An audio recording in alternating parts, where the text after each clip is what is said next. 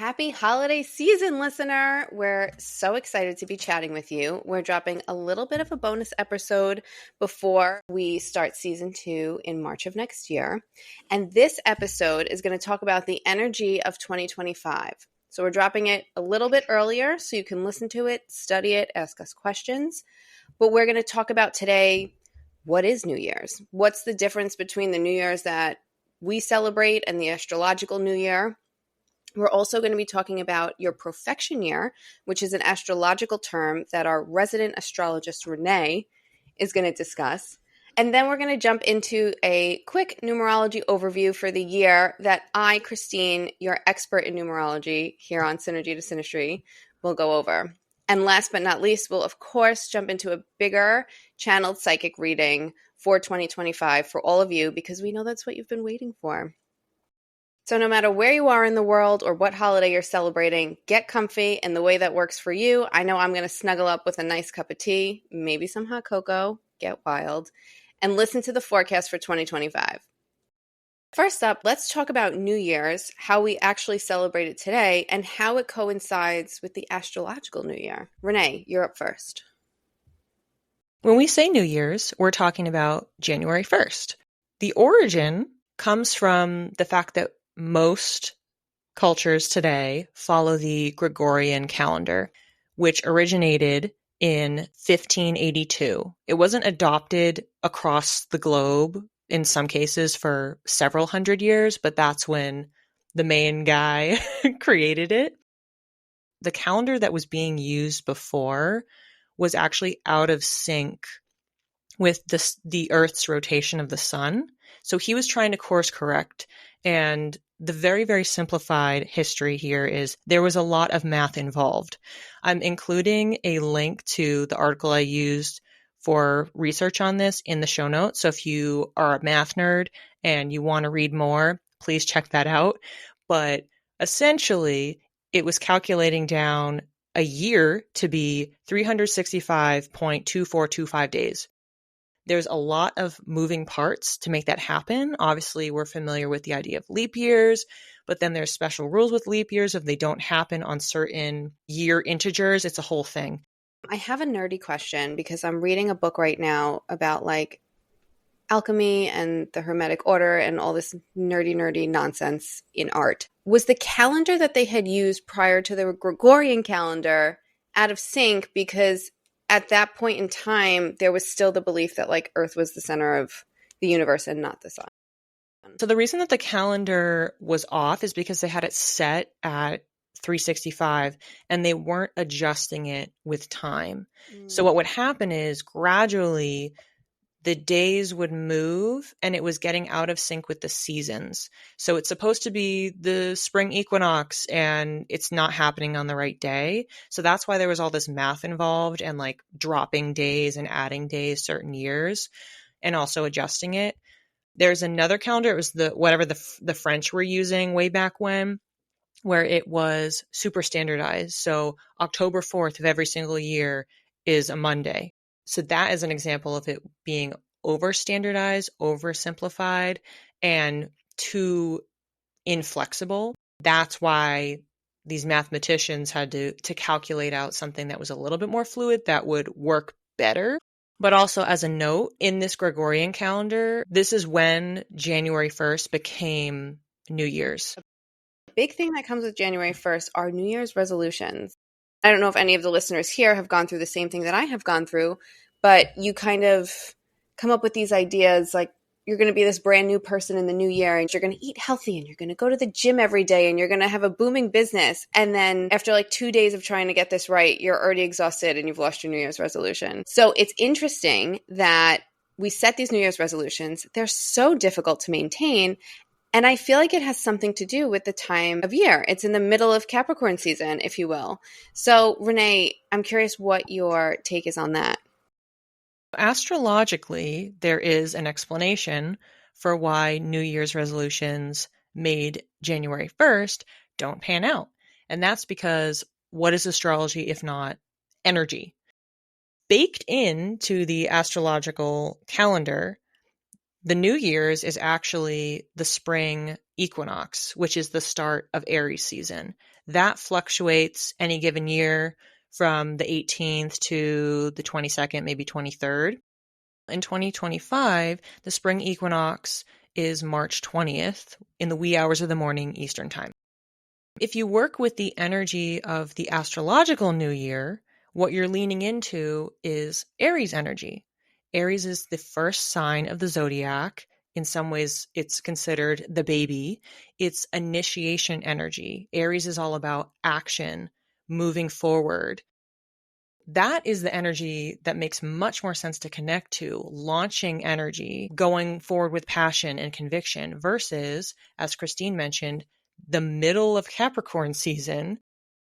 Capricorn is also a cardinal sign in the zodiac, but it's about maintaining systems and tradition, but not for starting something new, which is much more of an Aries theme. If you want to set New Year's resolutions or intentions, if you prefer intentions instead, a much better time is the start of Aries season or on the Aries new moon if you want to set your manifestations. Now, I'll note this year in 2025, the Aries new moon falls on an eclipse. It is not recommended to do manifestations on an eclipse, so do not do that this year. If you want to set intentions, long story short, you could work with the start of Aries season, the spring equinox, which is March 20th. So with that, I would like our resident astrologer to talk about perfection years, because I think this is fascinating. It might be something that is easier to work with because it's more in alignment with who we are than setting an arbitrary New Year's resolution. So a perfection year is a term that originates in Hellenistic astrology. Hellenistic astrology is one of the older branches of astrology that originates in ancient Greece. They use the whole sign system. That's where the pie chart is equal, versus if you use the Placidus system, which is in more modern astrology, the slices of your pie will be different sizes. You could have an astrological sign that has multiple houses in it. So the concept of perfection years is rooted in Hellenistic astrology, so you would always use the whole sign house. Essentially, it's like having your own personal New Year's, and it starts on your birthday each year. If we're being really technical, it starts on what's called your solar return in astrology. And that's if you look at your birth chart and let's say your sun is at 10 degrees of Cancer, then every single year when the sun returns to 10 degrees of Cancer, that's your solar return. So the sun returns to where it was when you were born. My solar return was on the 25th. That means that my personal chart for the year is based on when the sun returned to where it's supposed to be in my chart, even though my regular quote unquote birthday is on the 26th. Per Hellenistic astrology, you are linking each year of your life with a sign and house pairing. What that does is it gives you an annual theme. So what Christine was talking about, you could make your resolution or intention around your perfection year because it gives you a theme. You're working with the energy that's already infused within your chart. Perfection years work in a 12-year cycle. The reason being there are 12 zodiac signs and there are 12 houses. So this cycle runs from 0 to 11. Your first year of life until your first birthday, that is your first year. And that's following your ascendant sign, which is your first house. Then once you turn 1, you're now in your second full year of life, and that corresponds with your second house, and so on and so forth. And then the cycle restarts when you turn 12. You're back to your first house, and then you're 13, your second house, and it keeps going around and around and around. I've linked a calculator from AstroSeek in the show notes so that you can look it up and you don't have to worry about doing this math yourself. When this episode comes out, Christine will be in the 3rd month of her second house perfection year. So because her birthday was in September, she is newly starting this perfection year, whereas for most of 2024, she was in her first house year. And I will be in my 9th month of my 7th house year. For 2025, in March, I will be moving into my 8th house year, and Christine will be moving into her 3rd house year. All right, so I'm going to give everybody a moment to jump into our show notes so you can get that calculator link I was referring to, and you can figure out your 2024 and 2025 perfection year house numbers. I'll run through all 12 of the houses so you have a quick understanding of what your theme is, either for the current year in 2024 or in your 2025 perfection year, which again starts on your solar return. If you have a first house perfection year, that means that your focus is on your body or physical appearance, identity or sense of identity, and general attitude towards life. For the second house, you'll be focusing on self-worth, personal assets and finances, as well as the values and principles that you hold. For third house, the focus is communication, siblings and neighbors, and short distance travel. Fourth house relates to foundations and ancestry, family, your home, whether literal or the sense or idea of home, as well as your inner world. Fifth house is centered on creativity, play, children, pleasure seeking, and dating. For the sixth house perfection year, the theme is work or jobs. So what is the work that you're doing, not your career? Service, health or injuries, and pets. For the seventh house, the focus is committed partnerships that can be business or marriage, as well as contracts. For eighth house, you'll be looking at mental health, others' resources, that can be inheritance or shared wealth, the ideas or manifestations of death, rebirth, and transformation, as well as intimacy. For ninth house, you'll be focusing on learning, teaching, publishing, spirituality, and long distance travel. 10th house is focused on career or your calling in life, public roles, being visible to others, and your reputation. The 11th house is focused on community, friends, networking, and hopes for the future. And finally, the 12th house is centered around isolation, secrecy, and self-undoing. My perfection year started September of this year, second house. My second house is ruled by Aquarius. So is there anything about having Pluto sitting in my second house while I'm in my second house perfection year? Am I just going to go through the ringer? So ultimately with the perfection years, and anytime that you draw a solar return chart as an example, it's infusing that year ahead with whatever the energy is that day. Pluto is at 0 degrees of Aquarius on my solar return. Sweet. Of course. It's probably within hours, right? That it then moved back because I know it. Had to be. Yeah. It had to be. And it's literally 0 degrees. Like, Yep. Could not be more profound. All right, guys. Well, I'll see you in 2026. It's been nice knowing you. So based on the theme breakdown that I just gave on the 12 houses, Christine, I'm curious, how do you relate to your current and upcoming themes for your perfection years? For most of 2024, I was in my first house perfection year, which is, for me, it just felt a lot around identity. Who am I? Who really am I? Outgrowing like people-pleasing tendencies and figuring out who I am and what I really want.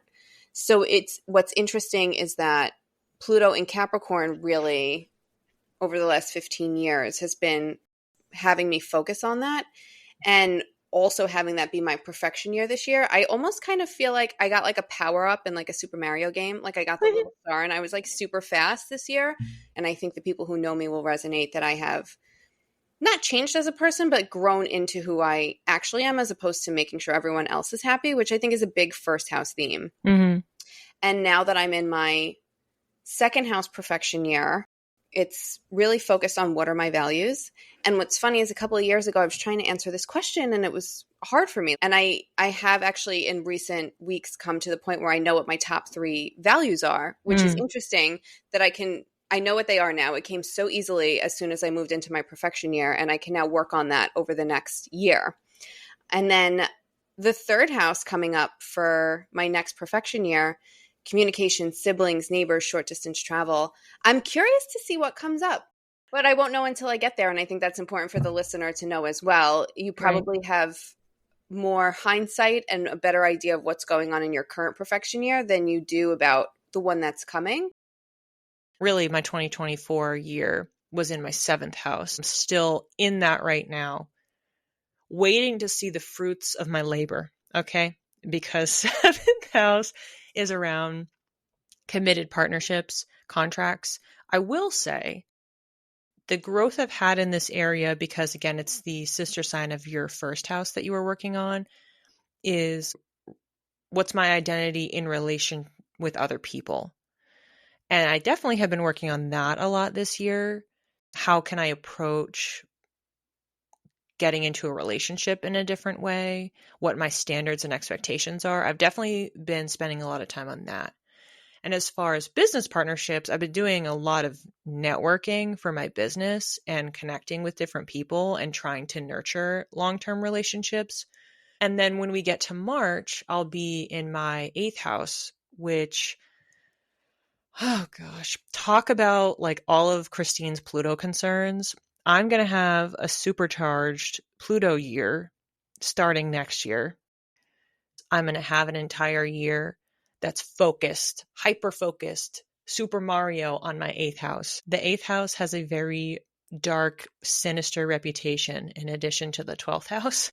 That part I am a little nervous about because it has mental health, ideas of death and rebirth. Rebirth, I'm fine with. Transformation, I'm fine with. Other people's resources, that can mean a lot of things.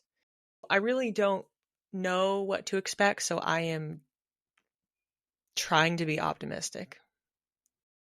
Lucky for you, I have both a stellium in the 8th house and the 12th house, and I can tell you it's not as terrible as it sounds, but I'm here for you because it can be intense. Mm-hmm.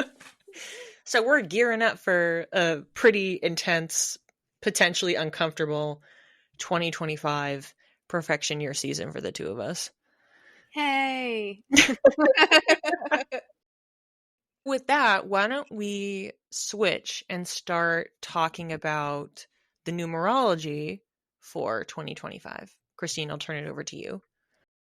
If we go back to episode 10 in season 1, we talk about, the basics of numerology, what it is, how to calculate your life path number, how to calculate a bunch of different numbers. I'm going to do a quick overview now, and we're going to talk about the year, what the numerology is for the year for the world, and then we'll talk about how to figure out your personal year number and mine and Renee's personal year numbers. The way you would calculate the numerology for the year for the world is to add up all of the numbers in 2025. 2 plus 2 is 4, 4 plus 5 is 9. The number 9 holds the vibration of all the other numbers, 1, 2, 3, 4, 5, 6, 7, 8. So 9 is almost like a culmination, kind of like an ending. I feel like I kind of view 9 as like a senior, almost, right? Like we've gone through all of the years. We're at the end now. What have we learned? Where have we come from? How do we move forward from this point on? 9 tends to be the number of the humanitarian or the light worker. This is kind of the energy that's going to influence the collective over the next year. We've been through a lot. We've learned a lot. How are we going to move forward with all of that? I think at this point now, we all have our strongly held beliefs, and it's almost about, all right, what are we going to do with them? How are we going to take action? Because the year after that is a 1, and 1 is initiations, beginnings, a little bit more about me, a little bit selfish. This year is a good time for us to think about the collective and what we want to leave off in the collective before we move into a year that's all about us. And to reverse back, 2024 was an 8 year. 8 is a year of abundance. It's a very business-minded number. And I think as a world, we've all operated in a way to set ourselves up for that sort of security, that financial security. Moving forward into 2025, knowing we have the security that we curated in 2024, how can we now take what we believe in and create a world knowing we have our sort of safety net that we've created? To me, it's very root chakra stuff. And we can't build and we can't feel safe. Even thinking Maslow's hierarchy of needs, we can't feel safe unless we have a foundation. We can't feel safe to think and be creative, and 9 is a creative number, unless we have a foundation. Now we can fight for the causes that we really believe in, and we can end this cycle on, I would like to think, a high note, right? I can totally see how 8 makes sense. It's totally spot on. Mm-hmm. And a lot of conversations that I've been having with people around where is society going? What are we hoping for 2025 is exactly what you're talking about with a year 9, which is an example of how all these modalities like somehow work. It's like the collective is ready to move on to a 9. I always think of it as it's just a different way of getting up the mountain, right? We're all trying to get to the same point, and these different modalities will all always speak to the same thing, just in a different way. One thing I do want to say is if you're listening and we've calculated the world number, have you calculated your life path number yet? So I'll review the calculation, but I do want to point out when the world number is the same as your life path number, it becomes like an unusually powerful year for you. So we've calculated the world number, right, which is the energy that's going to affect the world for the year. In episode 10, we talked about calculating your life path number, and we explained that you would add together the month, day, and year you were born, and that's how you get your number. In order to get your personal year, instead of using the year that you were born, you would use the updated year for this year, which would be 2025. So if Harry Potter was looking for his personal year, he would add up the numbers as if he was born on July 31st, 2025. And that would give you a 2. Funny enough, Renee and I are also having 2 years. So if you want to take a second and calculate your personal year number, we've linked an article by Patrick Phillips from numerology.com, which outlines your numerology reading for 2025. If you want to read more, just go into the show notes and it'll be there. Renee and I are having a personal year of 2. So if you're also having a year of 2, this may relate to you as well. 2 is the number of partnerships and balance. 2 is the business number of love. We should work on our relationships. We should work on our emotional side. We should even focus on love, which is interesting because it's something that I don't know Renee and I prioritize as much as we would like to or should. So this year is a year to do it. And especially coming after a 1 year, a 1 is it's about me. It's about getting started, kind of like putting your head down and getting yourself set up in the things that you want to accomplish in this next cycle. So I feel like Renee and I truly have been putting our heads down and working really, really hard during our 1 year. And now in our 2nd year, it's time for us to relax a little bit. Renee and I had been talking about this at our retreat, but I almost feel like number 2 is the number of the sophomore. You're not in freshman year anymore. You've met all the people. You've tried all the things. And now it's like, okay, what do I actually like? Where do I want to be? What do I want to focus on? I think those are interesting counterparts for Renee and I to take into this next year, especially with the world energy of a 9. But Renee, I'm curious what you think about all of this. What I'm hoping is that, yeah, if we can sit back and relax and we can have some nice things, it's a great counter versus what we were talking about with the perfection years.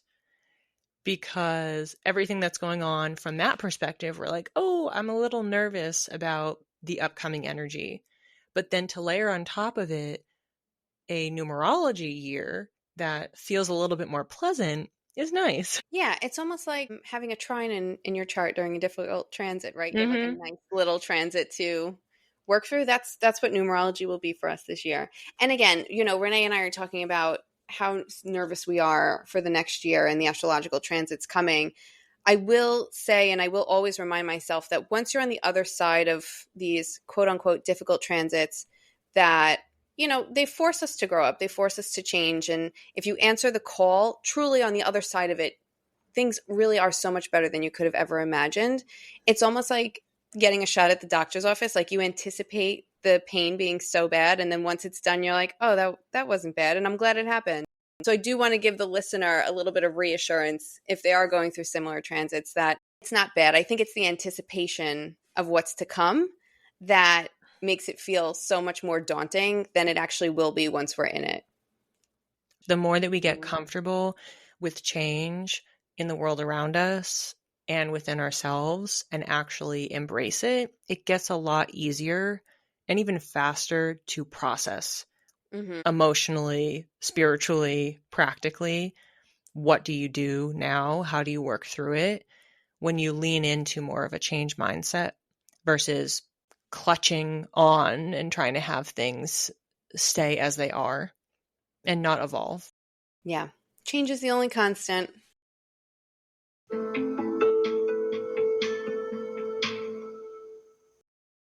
Now it's time for our 2025 channeled messages.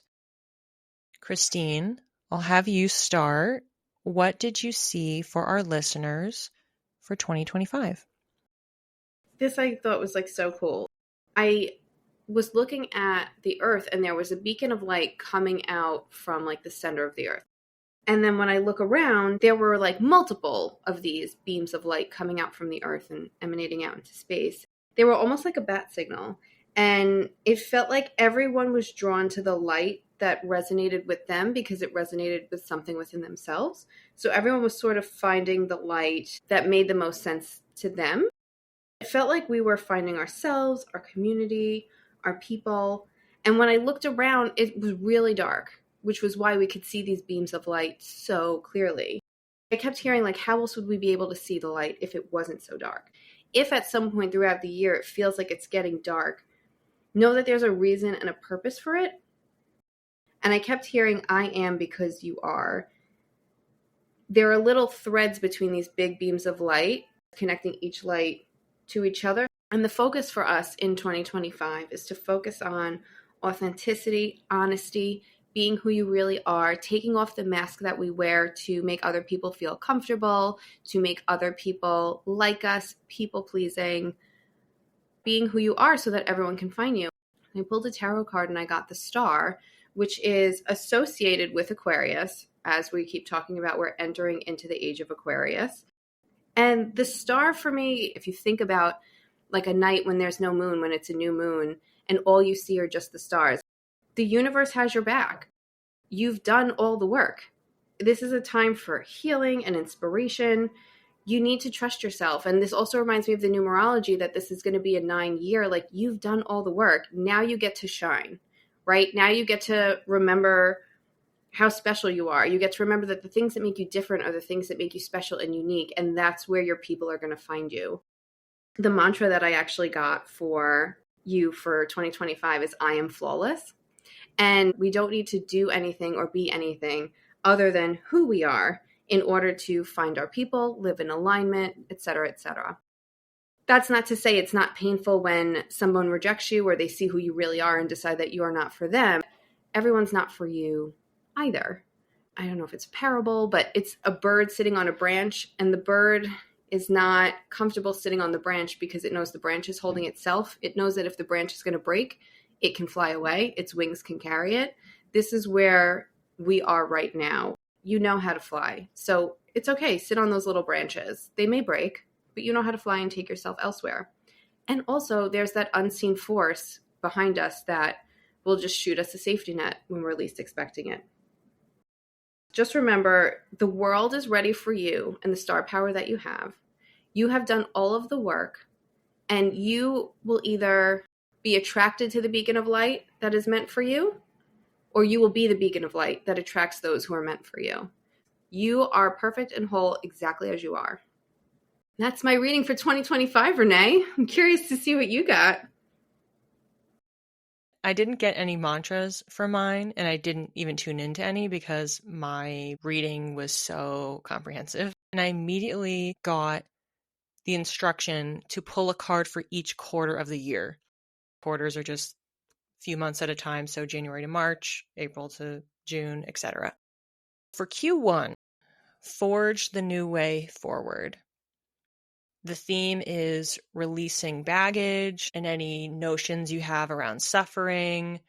And then I was seeing visuals of the listener like putting on a hat, athletic gear, kind of like training and like ready to hit the ground running. And then that quickly switched to flipping through paperwork and this idea of getting your affairs in order. So it's a really big preparation and training period, learning and expansion. So you're trying to understand what's coming. And at this point, I flipped the card over. The deck that I'm using is the Moon deck, which is an oracle deck. And it's the cycles card. And the mantra on it is, my emotions move through cycles and connect me to my truth. And the messages that came with this card, nothing's permanent, including our fears, our stresses, but we can harness all of those emotions and use them for good. And then I got, be sure not to self-reject at all around your emotions. Embrace what you're feeling.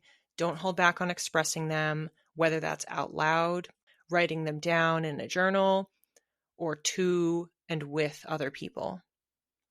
Moving on to Q2, the first message I got was, make peace with it all. This is a period of pulling your energy back inwards and recalibrating for next steps. At the tail end of Q1, that was a preparation period, but you started to take some steps forward. The beginning of Q2, you're looking back, how did those go? Getting a gut check. And then the majority of Q2 is focused on opening doors for new connections. This is a relationship building period, nurturing close and meaningful connections with others. So this isn't just, I'm socializing. It's very meaningful, like one-on-one relationships. And the card that I pulled, which when I flipped it over, I said, wow, out loud. The card is the Shine card. And the affirmation reads, when I let others shine, I shine too. Typically, when I pull this card in readings for myself and others, it relates to shedding social comparison. There's a little bit of that going on, but it's slightly less focused on releasing that and more about leaning in towards other people, finding joy with other people.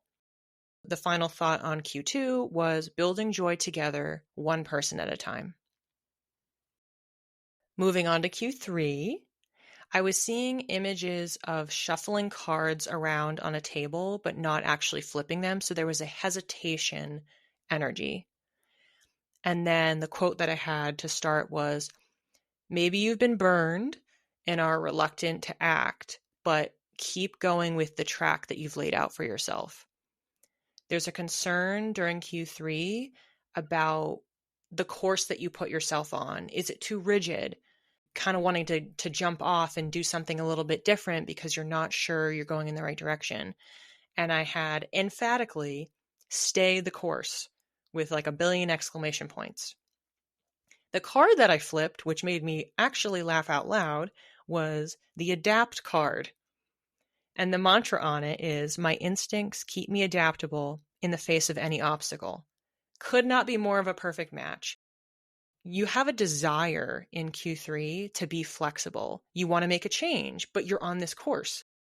being instructed, by the universe, your spirit team, to stay the course, but you want to change. And that's because there are things around you, circumstances around you that have changed, but you're not actually going in the wrong direction. You were planning it during Q1, you were starting to execute, tinker with it, builds during Q2, and in Q3, it's like, no, just keep going. Circumstances changed, and they're going to change again, and it'll be in your favor. And now, Q4.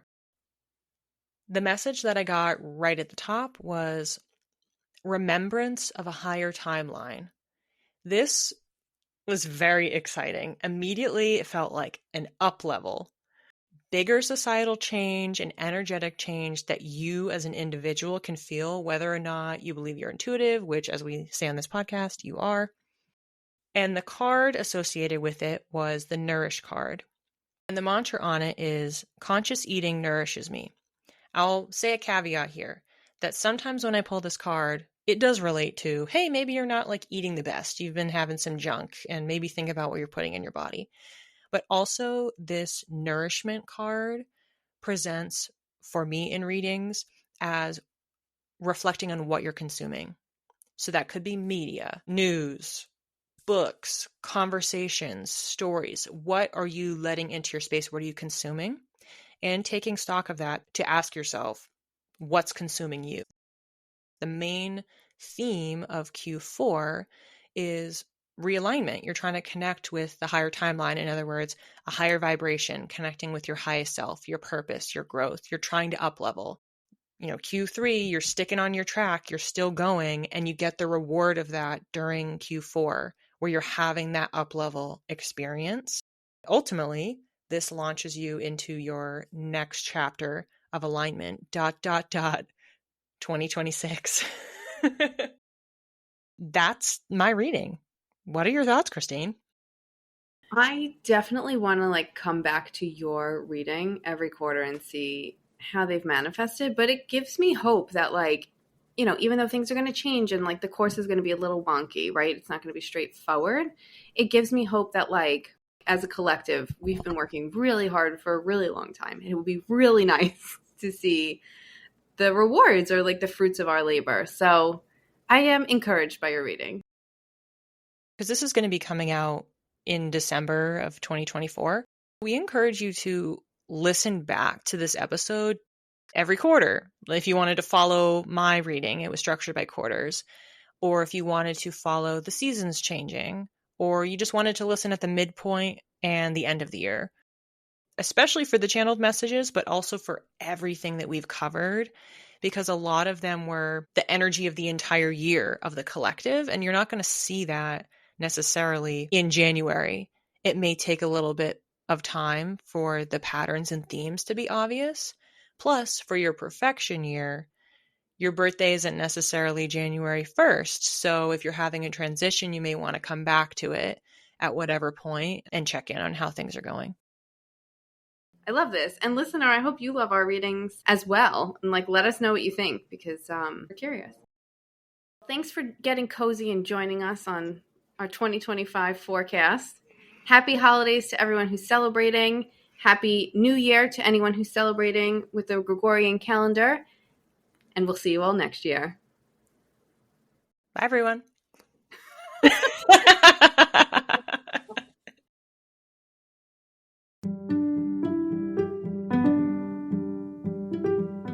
Thanks for listening. If you'd like to learn more, the resources we used to prepare for this episode are listed in the show notes. You can reach me, Christine, at Channeled by Christine with 1 L on Instagram. And you can reach me, Renee, at _read by Renee, or connect with both of us via email at synergytosynastry@gmail.com. Keep your spirit curious and your aura sparkling. We'll see you when the stars next align. Okay. This brain is a bowl of spaghetti? Yes, my brain. It feels like a bowl of spaghetti. Is that a movie quote? No, that's me trying to describe what my brain feels. Oh! It sounds like it should be in a movie, or I didn't know if it was some very unique like family expression or something. Nope. Just if you think about a bowl of spaghetti and how it's just like wiggly and weird, like that's my brain today. What I say is my brain is mush. Which I think is, the common vernacular. Not me, because my brain is a bowl of spaghetti today.